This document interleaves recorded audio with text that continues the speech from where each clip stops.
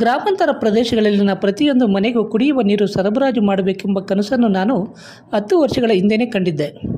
ಆದರೆ ಆ ಕನಸು ಇಂದು ನಾನು ಸಚಿವನಾದ ಬಳಿಕ ಜಲಜೀವನ್ ಮಿಷನ್ ಮೂಲಕ ಮನೆ ಮನೆಗೂ ನೀರು ಕೊಡುವುದರ ಮೂಲಕ ನನ್ನ ಕನಸು ನನಸಾಗುತ್ತಿದೆ ಎಂದು ಉನ್ನತ ಶಿಕ್ಷಣ ಸಚಿವ ಡಾಕ್ಟರ್ ಎಂ.ಸಿ. ಸುಧಾಕರ್ ಅವರು ತಿಳಿಸಿದರು.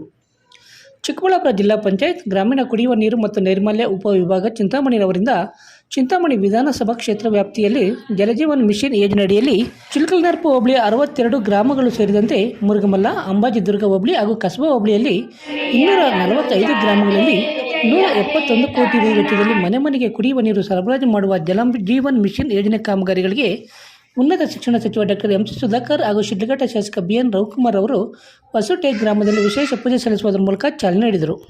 ಈ ಸಂದರ್ಭದಲ್ಲಿ ಮುಖಂಡರಾದ ಎನ್.ವಿ. ಶ್ರೀರಾಮರೆಡ್ಡಿ, ಯನಗದಾಳೆ ಗ್ರಾಮ ಪಂಚಾಯಿತಿ ಅಧ್ಯಕ್ಷೆ ಶಿವಮ್ಮ, ಬುರುಡಗುಂಟೆ ಗ್ರಾಮ ಪಂಚಾಯಿತಿ ಅಧ್ಯಕ್ಷೆ ಗಾಯತ್ರಿ ಭರತ್ಕುಮಾರ್, ಚಿಲಕಲನರ್ಪು ಗ್ರಾಮ ಪಂಚಾಯಿತಿ ಅಧ್ಯಕ್ಷ ಆರ್.ಟಿ. ಪ್ರಸಾದ್, ಮುಖಂಡರಾದ ನಡಂಪಲ್ಲಿ ಶ್ರೀನಿವಾಸ್, ವೆಂಕಟರಾಮರೆಡ್ಡಿ, ನಲ್ಲಪ್ಪರೆಡ್ಡಿ, ಶ್ರೀರಾಮರೆಡ್ಡಿ, ಕಂಚಾರಹಳ್ಳಿ ಕೃಷ್ಣಾರೆಡ್ಡಿ, ನಾರಾಯಣ ರೆಡ್ಡಿ, ತುಳುನೂರು ರವಿ, ತಾದೂರು ರಘು, ಯನಗದಾಳೆ ರಮೇಶ್ ಸೇರಿದಂತೆ ಚಿಲಕಲನರ್ಪು ಹೋಬಳಿಯ ಮುಖಂಡರು ಮತ್ತಿತರರು ಉಪಸ್ಥಿತರಿದ್ದರು. ಧನ್ಯವಾದಗಳು. ಈಗ ಪ್ರಾಸ್ತಾವಿಕ ನುಡಿ ಮಾನ್ಯ ಗ್ರಾಮ ಪಂಚಾಯತ್ ಅಧ್ಯಕ್ಷರಾಗಿದ್ದ ಶ್ರೀ ಆರ್.ಟಿ. ಪ್ರಸಾದ್ ಅವರು ಚೊಕ್ಕದಾಗಿ ತಮ್ಮ ಅನಿಸಿಕೆ ಹಂಚಿಕೊಳ್ಬೇಕು ಅಂತ ಕೋರುತ್ತೇನೆ. ಹೋಬಳಿಯ ಜಲಜೀವನ್ ಮಿಷನ್ ವಿದ್ಯುತ್ ಪೂಜೆ ಕಾರ್ಯಕ್ರಮಕ್ಕೆ ಆಗಮಿಸಿದಂತ ನಮ್ಮ ಸುಧಾಕರ್ ಹಾಗೂ ಮಾನ್ಯ ನಮ್ಮ ಶಾಸಕರೇ, ನಾವು ಇವತ್ತು ನಿಂದೆಲ್ಲ ಎರಡು ಕಾಲಾವಕಾಶ ಮಹೇಶ್ವರ ಪುತ್ರ ವಿಘ್ನ ವಿನಾಶಕ ಪಾದ ನಮಸ್ತೆ ನಮಸ್ತೆ ನಮಸ್ತೆ ನಮಃ. ಕೇಂದ್ರ ಸರ್ಕಾರದ ಹಾಗೂ ರಾಜ್ಯ ಸರ್ಕಾರದ ಕೇಂದ್ರ ಸರ್ಕಾರದ 45% ಅನುದಾನ, ರಾಜ್ಯ ಸರ್ಕಾರದ 45% ಜೊತೆಗೆ ಸಮುದಾಯದ ವಂತಿಕೆ 10% ಅನ್ನ ರಾಜ್ಯ ಸರ್ಕಾರನೇ ಭರಿಸುತ್ತೆ ಅಂತ ಹೇಳಿದ್ಮೇಲೆ ರಾಜ್ಯ ಸರ್ಕಾರದ 55% ಪಾಲುದಾರಿಕೆ. ಈ ಒಂದು ಎಲ್ಲ ಅನುದಾನಗಳನ್ನ ಸೇರ್ಕೊಂಡು ಜಲಜೀವನ್ ಮಿಷನ್ ಕಾರ್ಯಕ್ರಮ, ಈ ಕಾರ್ಯಕ್ರಮದ ಚಿಲಕಲನರ್ಪು ಹೋಬಳಿ ಬಹುಶಃ ಇನ್ನ ಎಷ್ಟು ಹೆಚ್ಚು ದಿನ ನಾವು ಚಿಲಕಲನರ್ಪು ಹೋಬಳಿ ಅಂತ ಹೇಳೋದಕ್ಕೆ ಅವಕಾಶ ಇಲ್ಲ ಅಂತ ಕಾಣ್ತದೆ. ಸುಮಾರು ವರ್ಷಗಳ ಇತಿಹಾಸ ಇರ್ತಕ್ಕಂಥ ಚಿಲಕಲನರ್ಪು ಹೋಬಳಿ ಇವತ್ತು ಹೋಳಾಗಲ್ಲ. ಬಹಳ ನೋವಾಗುತ್ತೆ ನನಗಂತೂ ಹೋಳಾಗಿರ್ತಕ್ಕಂಥದ್ದು.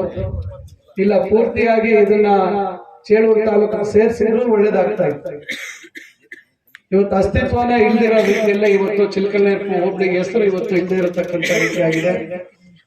ಇವತ್ತಾದ್ರೂ ಬಹಳಷ್ಟು ಸಮಯ ಆಗೋಗಿರೋದ್ರಿಂದ ಈಗ ಮತ್ತೆ ಅದ್ರ ಬಗ್ಗೆ ಬದಲಾವಣೆ ಮತ್ತೊಂದು ಮಾಡುವಂತದ್ದಕ್ಕೆ ಮತ್ತೆ ಕಷ್ಟದ ಕೆಲಸ ಆಗ್ಬೋದು ಅಂತಕ್ಕಂಥ ಕಾರಣದಿಂದ ಈ ಒಂದು ಜಲಜೀವನ್ ಕಾರ್ಯಕ್ರಮದ ಉದ್ಘಾಟನೆ ವೇದಿಕೆಯಲ್ಲಿ ಉಪಸ್ಥಿತರಿರುವ ಶಿಡ್ಲಘಟ್ಟ ವಿಧಾನಸಭಾ ಕ್ಷೇತ್ರದ ಜನಪ್ರಿಯ ಶಾಸಕರು, ಆತ್ಮೀಯರಾಗಿರ್ತಕ್ಕಂಥ ರವಿಕುಮಾರ್ ಅವರೇ, ವೇದಿಕೆಯಲ್ಲಿ ಇರ್ತಕ್ಕಂಥ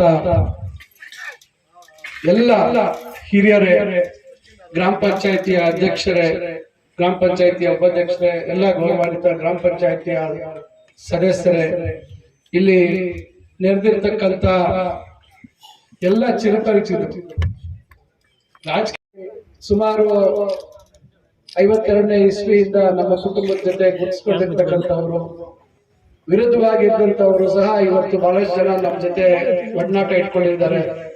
ಕ್ಷೇತ್ರ ಬದಲಾವಣೆ ಆದ್ಮೇಲೆ, ಕ್ಷೇತ್ರ ಬದಲಾವಣೆ ಆಗೋದ್ ಮುಂಚೆ ಒಡನಾಟ ಇರಲಿಲ್ಲ. ಕ್ಷೇತ್ರ ಬದಲಾವಣೆ ಆದ್ಮೇಲೆ ಬಹಳಷ್ಟು ಒಡನಾಟ ಇರ್ತಕ್ಕಂಥ ಎಲ್ಲ ಮುಖಂಡರೇ, ಎಲ್ಲ ಹಿರಿಯರೇ, ತಾಯಿಯಂದರೆ, ಅಕ್ಕ ತಂಗಿಯರೇ ಮತ್ತು ಮಾಧ್ಯಮ ಮಿತ್ರರು, ಹೊಸ ಸರ್ಕಾರ ಸ್ಥಾಪನೆ ಆದಂತ ಸಂದರ್ಭದಲ್ಲಿ ಜಿಲ್ಲೆಯಲ್ಲಿ 1600ಕ್ಕಿಂತ ಹೆಚ್ಚು ಗ್ರಾಮಗಳಲ್ಲಿ ಈ ಒಂದು ಕಾರ್ಯಕ್ರಮ ಅನುಷ್ಠಾನ ಆಗ್ಬೇಕಾಗಿತ್ತು. ಅದು ಯಾವ ಕಾರಣಕ್ಕೆ ಈ ಕಾರ್ಯಕ್ರಮ ತ್ವರಿತವಾಗಿ ಅನುಷ್ಠಾನ ಆಗ್ಲಿಲ್ಲ ಅಂತಕ್ಕಂಥದ್ದು ನಮಗಂತೂ ಅರ್ಥ ಆಗಲಿಲ್ಲ. ಯಾಕೆ ಗುತ್ತಿಗೆದಾರರು ಯಾಕೆ ಧೈರ್ಯ ಮಾಡಿ ಟೆಂಡರ್ ಪ್ರಕ್ರಿಯೆಯಲ್ಲಿ ಭಾಗವಹಿಸಿ ಕಾರ್ಯಕ್ರಮವನ್ನ ಜನರಿಗೆ ತಲುಪಿಸುವಂತ ಒಂದು ಕೆಲಸ ಮಾಡಕ್ಕೆ ಪ್ರಯತ್ನ ಆಗ್ಲಿಲ್ಲ ಅಂತ ಹೇಳಿ ನನಗೆ ಯೋಚನೆ ಮಾಡಿದಾಗ ಎಲ್ಲೋ ಒಂದ್ ಕಡೆ ಜಿಲ್ಲೆಯ ಜವಾಬ್ದಾರಿಯನ್ನ ಹೊತ್ತಂತವರು ಇದ್ರ ಕಡೆ ಗಮನ ಕೊಡ್ಲಿಲ್ಲ ಅಂತ ನಾನು ಭಾವಿಸ್ತೇನೆ. ಕೇವಲ 550 ಗ್ರಾಮಗಳು ಮಾತ್ರ ಟೆಂಡರ್ ಪ್ರಕ್ರಿಯೆ ಆಗಿತ್ತು. ಅದರಲ್ಲೂ ಚಿಂತಾಮಣಿ ತಾಲೂಕಿನಲ್ಲಿ ಕೇವಲ 55 ಮಾತ್ರ ಗ್ರಾಮಗಳಲ್ಲಿ ಈ ಒಂದು ಯೋಜನೆ ಜಾರಿ ಆಗ್ತಾ ಇತ್ತು. ಚುನಾವಣೆ ಸಂದರ್ಭದಲ್ಲಿ ಪ್ರಚಾರಕ್ಕೆ ಹೋದಾಗ ಕೆಲವು ಗ್ರಾಮಗಳನ್ನು ನಾನು ನೋಡಿದೆ. ಆದ್ರೆ ಚುನಾವಣೆ ಮುಗಿದ ಮೇಲೆ ಇದು ಬಹಳ ಮಹತ್ತರವಾದಂತಹ ಕಾರ್ಯಕ್ರಮ. ಹಿಂದೆ ನಾನು 2ನೇ ಬಾರಿ ಶಾಸಕನಾದಂತಹ ಸಂದರ್ಭದಲ್ಲಿ ಕೇಂದ್ರ ಸರ್ಕಾರದ ಹಲವಾರು ಕಾರ್ಯಕ್ರಮಗಳಲ್ಲಿ ಪ್ರತಿಯೊಂದು, ಯಾಕಂದ್ರೆ ನಾನು ಯಾಕೆ 2ನೇ ಬಾರಿ ಅಂತ ಹೇಳ್ತಾ ಇದ್ದೀನಿ ಅಂದ್ರೆ, ನಾನು 2004ರಲ್ಲಿ ಪ್ರಥಮ ಬಾರಿ ಶಾಸಕನಾದಂತಹ ಸಂದರ್ಭದಲ್ಲಿ ಚಿಲಕಲನೆ ಹೋಬಳಿ ಚಿಂತಾಮಣಿ ವಿಧಾನಸಭಾ ಕ್ಷೇತ್ರದಲ್ಲಿ 30 ವರ್ಷಗಳ ನಂತರ ಕೈ ಬಿಟ್ಟಿರ್ತಕ್ಕಂಥದ್ದು ನಮಗೆ ಗೊತ್ತಿದೆ. 2ನೇ ಅವಧಿಯಲ್ಲಿ ನಾನು ಪ್ರತಿಯೊಂದು ಗ್ರಾಮದಲ್ಲೂ ಓವರ್ ಹೆಡ್ ಟ್ಯಾಂಕ್ ಅಥವಾ ಗ್ರೌಂಡ್ ಲೆವೆಲ್ ರಿಸರ್ವಾಯರ್ ಹಾಕಿಸಿ ಮನೆ ಮನೆಗೂ ನಲ್ಲಿ ಆಗಬೇಕು ಅಂತಕ್ಕಂಥ ಉದ್ದೇಶ ಇಟ್ಕೊಂಡು ಹಲವಾರು ಗ್ರಾಮಗಳಲ್ಲಿ ಆಗಿತ್ತು. ಇನ್ನು ಹಲವಾರು ಗ್ರಾಮಗಳಲ್ಲಿ ಟೆಂಡರ್ ಆಗಿ ಟ್ಯಾಂಕ್ ಕಟ್ಟುವಂತದಕ್ಕೆ ಟೆಂಡರ್ ಆಗಿರ್ತಕ್ಕಂಥ ಸಂದರ್ಭದಲ್ಲಿ ನಾನು 2013ರಲ್ಲಿ ಚುನಾವಣೆಯಲ್ಲಿ ಸೋತೆ. ಟ್ಯಾಂಕ್ ಬಹಳಷ್ಟು ಆಗಿದ್ದಾವೆ, ಆದ್ರೆ ಯಾವುದಕ್ಕೂ ಪೈಪ್ ಲೈನ್ ಕನೆಕ್ಷನ್ ಆಗದಿಲ್ಲ. ಇವತ್ತಿಗೂ ಅದೇ ರೀತಿ ಟ್ಯಾಂಕ್ಗಳು ಊರುಗಳಲ್ಲಿ ಹಂಗೆ ಉಳಿದಿದೆ. ಈ ಕನಸು ನಾನು ಬಹಳ ವರ್ಷಗಳ ಹಿಂದೆ ಕಂಡಿದ್ದೆ. ಪ್ರತಿಯೊಂದು ಮನೆಗೆ ನಲ್ಲಿ ನೀರು ಕೊಡ್ಬೇಕು ಅಂತಕ್ಕಂಥ ಉದ್ದೇಶ. ಆದ್ರೆ ಇವತ್ತು ಇದು ಸಾಕಾರ ಆಗ್ತಾ ಇದೆ. ಕಾರಣ ಇಷ್ಟೇ, ನಾವೆಲ್ಲರೂ ಈ ಬಯಲುಸೀಮೆ ಭಾಗದಲ್ಲಿ ಶುದ್ಧವಾದಂತಹ ಕುಡಿಯೋ ನೀರನ್ನ ಬಳಸಬೇಕು ಅಂತಕ್ಕಂಥ ಆಸೆ ಇಟ್ಕೊಂಡು ಶಾಶ್ವತ ನೀರಾವರಿ ಹೋರಾಟಗಳನ್ನ ಹಲವಾರು ಬಾರಿ ತಾವೆಲ್ಲರೂ ನೀವು ಎಲ್ಲರೂ ಸೇರಿ ಇವತ್ತು ಹೋರಾಟಗಳನ್ನ, ನಮ್ಮ ಕೂಗನ್ನ ನಾವು ಸರ್ಕಾರಗಳಿಗೆ ಮುಟ್ಟುವಂತ ಕೆಲಸ ಮಾಡಿದ್ವಿ. ಹಿಂದೆ ಸದಾನಂದ ಗೌಡರು ಮುಖ್ಯಮಂತ್ರಿ ಆಗಿದ್ದಂತ ಸಂದರ್ಭದಲ್ಲಿ ಎತ್ತಿನ ಯೋಜನೆಯನ್ನ ಜಾರಿಗೆ ತರಬೇಕು ಅಂತಕ್ಕಂಥದ್ದು ಕಳೆದ ಅವಧಿಯಲ್ಲಿ ಮುಖ್ಯಮಂತ್ರಿಗಳಾಗಿದ್ದಂತ ಸನ್ಮಾನ್ಯ ಬಸವರಾಜ ಬೊಮ್ಮಾಯಿ ಅವರು ಭಾರಿ ನೀರಾವರಿ ಮಂತ್ರಿಗಳಾಗಿದ್ದಾಗ ಆ ಯೋಜನೆಯನ್ನ ರೂಪಿಸಿದ್ರು. ಆದ್ರೆ ಅಂತಿಮವಾಗಿ ಅದಕ್ಕೆ ಪ್ರಾರಂಭ ಕೊಟ್ಟಂತದ್ದು ಸನ್ಮಾನ್ಯ ಸಿದ್ದರಾಮಯ್ಯನವರು 2013ರಲ್ಲಿ ಮುಖ್ಯಮಂತ್ರಿ ಆಗಿ ಮತ್ತೆ ಪ್ರಥಮ ಬಾರಿ ಮುಖ್ಯಮಂತ್ರಿ ಆದಂತ ಸಂದರ್ಭದಲ್ಲಿ ಸುಮಾರು 13,000 ಕೋಟಿಗೆ ಈ ಯೋಜನೆಗೆ ಚಾಲನೆ ಕೊಟ್ಟರು. ಆದ್ರೆ ಇಂದಿಗೂ ಈ ಯೋಜನೆ ಪೂರ್ಣ ಆಗಲಿಲ್ಲ. ಇವತ್ತು ಆ ಯೋಜನೆ ಪರಿಷ್ಕೃತ ಮೊತ್ತ ಇವತ್ತು 23-24 ಕೋಟಿ ಆಗಿದೆ. ಇಷ್ಟಾದ್ರೂ ಕೂಡ ಮನೆ ಮನೆಗೆ ನೀರು ಬರುವಂತದಕ್ಕೆ ಸಾಧ್ಯ ಆಗ್ತಾ ಇರಲಿಲ್ಲ. ಕಾರಣ ಮನೆ ಮನೆಗೂ ಇವತ್ತು ಪ್ರತಿಯೊಂದು ಗ್ರಾಮದಲ್ಲೂ ಕುಡಿಯೋ ನೀರಿನ ಜಾಲ ಅಂದ್ರೆ ಒಂದು ವ್ಯವಸ್ಥೆ ಆಗ್ಬೇಕಾಗಿತ್ತು. ಮನೆ ಮನೆಗೂ ಪೈಪ್ ಲೈನ್ ಆಗ್ಬೇಕಿತ್ತು, ಮನೆ ಮನೆಗೂ ನಲ್ಲಿ ಬರ್ಬೇಕಿತ್ತು, ಓವರ್ ಹೆಡ್ ಟ್ಯಾಂಕ್ ಅಥವಾ ಗ್ರೌಂಡ್ ಲೆವೆಲ್ ರಿಸರ್ವಾಯರ್ ಆಗ್ಬೇಕಿತ್ತು. ಇದು ಸೂಕ್ತ ಸಂದರ್ಭದಲ್ಲಿ ಕೇಂದ್ರ ಸರ್ಕಾರ ಈ ಕಾರ್ಯಕ್ರಮವನ್ನು ರೂಪಿಸಿ ರಾಜ್ಯ ಸರ್ಕಾರ ಪ್ರತಿ ಊರಲ್ಲೂ ಇವತ್ತು ನಲ್ಲಿ ವ್ಯವಸ್ಥೆ ಆಗ್ಬೇಕಾಗಿತ್ತು. ಕೇಂದ್ರ ಸರ್ಕಾರ ಕಾರ್ಯಕ್ರಮ ತಂತು, ರಾಜ್ಯ ಸರ್ಕಾರದ ಪಾಲ್ದಾರಿಕೆ ಇದೆ. ಇವತ್ತು ರಾಜ್ಯ ಸರ್ಕಾರದ ಪಾಲು ಜಾಸ್ತಿ ಆಗಿದೆ. ಕಾರಣ ನಾನು ಗುತ್ತಿಗೆದಾರರ ಸಭೆ ಕರೆದೆ.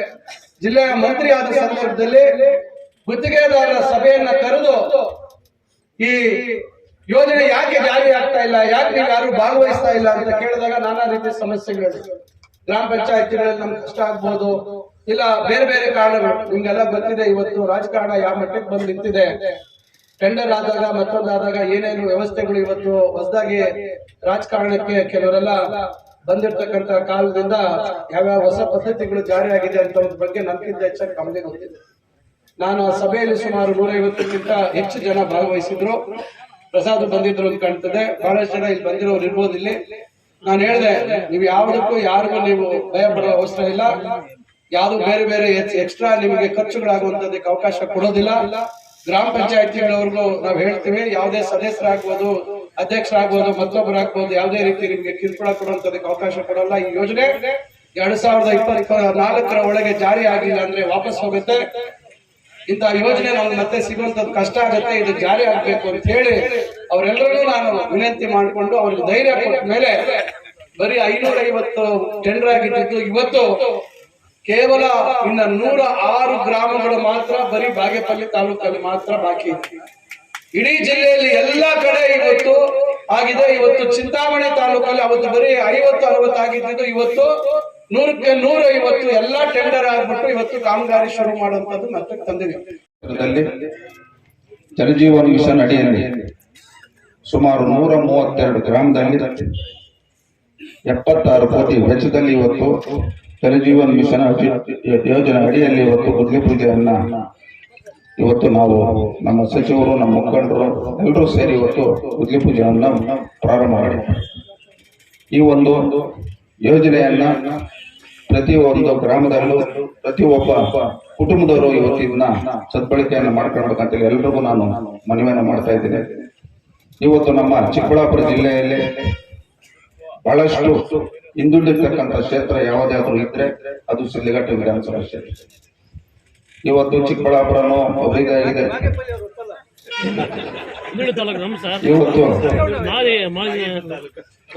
ಈ ಭಾಗದ ಒಂದು ಪುಣ್ಯ ನಮ್ಮ ಡಾಕ್ಟರ್ ಸುಧಾಕರ್ ಅವರಿಗೆ ಇವತ್ತು ಉಸ್ತುವಾರಿ ಸಚಿವರು ಸ್ಥಾನ ಈ ಒಂದು ಹೋಬಳಿಯಲ್ಲಿ ಅವರು ಮತ್ತು ಅವರ ತಂದೆಯವರು ಸುಮಾರು 30-40 ವರ್ಷ ಆಡಳಿತನ ನಡೆಸಿರ್ತಕ್ಕಂಥ ಈ ಹೋಬಳಿ. ಇವತ್ತು ಈ ಒಂದು ಕ್ಷೇತ್ರದಲ್ಲಿ ನನಗೆ ಅಧಿಕಾರ ಕೊಟ್ಟು 8 ತಿಂಗಳು ಕಳೆದು 9ನೇ ತಿಂಗಳು ಹೋಗಿ ಇದು ಮೊದಲನೇ ಕಾರ್ಯಕ್ರಮ. ಈ ಚಿಲ್ಕಲ್ನರ್ ಹೋಗಿ ನಮ್ಮ ಹೊಸಟ ಗ್ರಾಮದಲ್ಲಿ ಮೊದಲನೇ ಗುದ್ಲಿ ಪೂಜೆಯನ್ನು ನಾವು ಹಮ್ಮಿಕೊಂಡಿದ್ದೀವಿ. ಇವತ್ತು ನಮ್ಮ ಗಮನದಲ್ಲಿ ಇರ್ತಕ್ಕಂಥದ್ದು ಈ ಒಂದು ಕ್ಷೇತ್ರದಲ್ಲಿ ಬಹಳಷ್ಟು ಆರ್ಥಿಕವಾಗಿ, ಶೈಕ್ಷಣಿಕವಾಗಿ ಹಿಂದುಳಿದಿರ್ತಕ್ಕಂಥ ಕುಟುಂಬಗಳು ಇವತ್ತು ಸುಮಾರು 70-75% ಕುಟುಂಬಗಳು ಇವತ್ತು ನಾವು ನೋಡಿದ್ದೀವಿ. ಇವತ್ತು ಈ ಒಂದು ಹೋಬಳಿಯಲ್ಲಿ ಇವತ್ತು ನಾವು ನಮ್ಮ ಸಂಬಂಧಪಟ್ಟಂತ ಜಿಲ್ಲಾ ಪಂಚಾಯತಿ ರಸ್ತೆಗಳ PRD AW ಅವ್ರನ್ನ ಗಮನಕ್ಕೆ ತಂದು ನಾವು ನೋಡಿದಾಗ ಸುಮಾರು 71 ಕಿಲೋಮೀಟರ್ ಇವತ್ತು ಜಿಲ್ಲಾ ಪಂಚಾಯತಿ ರಸ್ತೆಗಳಾಗಬೇಕು ಬಹಳಷ್ಟು ಅವ್ಯವಸ್ಥೆ ಆಗಿದೆ. ರೈತರಿಗೆ ಆ ಭಾಗದಲ್ಲಿ ಓಡಾಡೋದಕ್ಕೆ ಬಹಳಷ್ಟು ಅನಾನುಕೂಲ ಆಗಿದೆ. ಈಗ ನಮ್ಮ ಉಸ್ತುವಾರಿ ಸಚಿವರು ಅದ್ರ ಬಗ್ಗೆ ಗಮನ ಹರಿಸಿ ಏನು ಇವತ್ತು ನಮ್ಮ ಶಿಡ್ಲಘಟ್ಟ ವಿಧಾನಸಭಾ ಕ್ಷೇತ್ರದಲ್ಲಿ ಸುಮಾರು 211 ಕಿಲೋಮೀಟರ್ ಇವತ್ತು ಜಿಲ್ಲಾ ಪಂಚಾಯತಿ ರಸ್ತೆಗಳನ್ನ ಆಗ್ತಕ್ಕಂಥದ್ದು ಈಗಾಗಲೇ ನಾವು ಸರ್ಕಾರ ಗಮನಕ್ಕೆ ಹರಿಸಿದ್ದೀವಿ. ಈ ಒಂದು ಹೋಬಳಿಯಲ್ಲಿ ಇವತ್ತು ಕುಡಿಯೋ ನೀರಿದ್ದು ಬಹಳಷ್ಟು ಅವ್ಯವಸ್ಥೆ ಇದೆ. ಶುದ್ಧ ಕುಡಿಯುವ ನೀರು ಘಟಕಗಳು ಸಹ ಈ ಒಂದು ಹೋಬಳಿಯಲ್ಲಿ ಸುಮಾರು 43 ಹಳ್ಳಿಯಲ್ಲಿ ಇವತ್ತು ಶುದ್ಧ ಕುಡಿಯುವ ನೀರು ಘಟಕಗಳಿಲ್ಲ. ಇವೆಲ್ಲ ಗಮನದಲ್ಲಿ ಇಟ್ಕೊಂಡು ಇವತ್ತು ನಮ್ಮ ಉದ್ದೇಶ ಈ ರಾಜಕಾರಣ ಬರಬೇಕಾದ್ರೆ ಕೆಲವು ಕಾರಣಗಳಿಂದ ನಾವು ರಾಜಕಾರಣ ಬಂದಿರೋಂಥದ್ದು. ನಮ್ಮ ಮುಂದೆ ಇರ್ತಕ್ಕಂಥದ್ದು ಇವತ್ತು ಜನಸಾಮಾನ್ಯರಿಗೆ ಉತ್ತಮ ಗುಣಮಟ್ಟದ ಶಿಕ್ಷಣ, ಚಿಕಿತ್ಸೆ ಮತ್ತು ಅಭಿವೃದ್ಧಿ ಮಾಡ್ತಕ್ಕಂಥದ್ದು ಈ 3 ಸಂಕಲ್ಪವನ್ನ ಸುಟ್ಟು ನಾವು ಹೊರಟಿದ್ದೀವಿ. ಸಂಪೂರ್ಣವಾಗಿ ಮುಂದೆ ಇಡೀ ಕ್ಷೇತ್ರದಲ್ಲಿ ಹೆಚ್ಚಿನ ಆದ್ಯತೆಯನ್ನ ಈ ಶಿಡ್ಲಘಟ್ಟ ಹೋಗಿ ನಾನು ಕೊಡ್ತೀನಿ ಅಂತ ಈ ಸಂದರ್ಭ ತಾವೆಲ್ಲರೂ ಗಮನ ತರ್ತಾ ಸಚಿವರು ನಮ್ಮ ವಿಧಾನಸಭಾ ಕ್ಷೇತ್ರದ ಪರವಾಗಿ ಮತ್ತು ಆ ಕ್ಷೇತ್ರದ ಬಗ್ಗೆ ಹೆಚ್ಚಿನ ಕಾಳಜಿಯನ್ನು ವಹಿಸಬೇಕಂತ ಹೇಳಿ ಈ ಕ್ಷೇತ್ರದ ಮತದಾರರ ಪರವಾಗಿ ಅವರಿಗೆ ನಾನು ಮನವಿಯನ್ನು ಮಾಡ್ತಾ ಈ ಒಂದು ಕಾರ್ಯಕ್ರಮವನ್ನ ಅಚ್ಚುಕಟ್ಟಾಗಿ ನೆರವೇರಿಸಿಕೊಡ್ತಂತ ಎಲ್ಲರಿಗೂ ನಾನು ಧನ್ಯವಾದ ಹೇಳ್ತಾ ನನ್ನ ಮಾತುಗಳನ್ನು ಮುಗಿಸ್ತಾ ಇದ್ದೀನಿ. ಜೈ ಹಿಂದ್, ಜೈ